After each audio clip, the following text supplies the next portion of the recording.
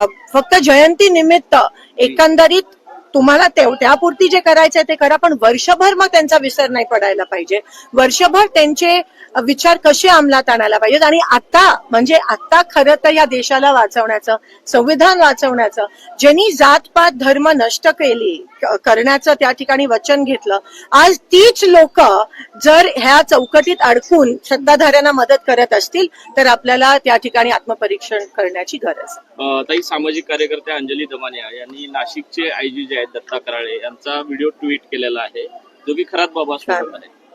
नाही, आता मला तर वाटतं की खरातांचा कुठेतरी काहीतरी एन्काउंटर करतील, कारण का खूप नावं येणार आहेत ज्याच्याशी ते जुडले आहेत. आणि आता जे सत्ताधारी आहेत, मिनिस्टर्स आहेत, त्यांना घेऊन पण ही नावं येणार आहेत. एकीकडे आपण महिला आरक्षणाचा विषय आणि तिथे महिलांचं शोषण होत असेल तर मग खरंच काय तुम्ही कोणत्या पद्धतीत आरक्षण वर होतं, पण ते खालपर्यंत जर तुमचे विचारच महिलांच्या विरोधात असतील तर तुम्ही आरक्षण कसं लागू करणार. प्रतिभा चाकणकर, ज्या रुपाली चाकणकर यांच्या बहीण आहेत, त्या असं म्हणतात की आमच्या नावे फेक अकाउंट काढलेलं आहे, आम्हाला त्याची कसली कल्पना नाही. पुरावे तर मिळालेत आता, तर मला त्याच्याबद्दल काय टिप्पणी. बोंधू अशोक खरातची जमीन अनेक ठिकाणी सोलापूर जिल्ह्यात सुद्धा जवळपास 50 एकराच्या आसपास जमीन मिळते, आणि ही नेमकी या जे काही मार्ग जात आहेत, महामार्ग, तिथेच ही जमीन जाते. म्हणजे कुठेतरी सरकारमधले लोक त्याला 100% ह्यांची मिलीभगत आहे.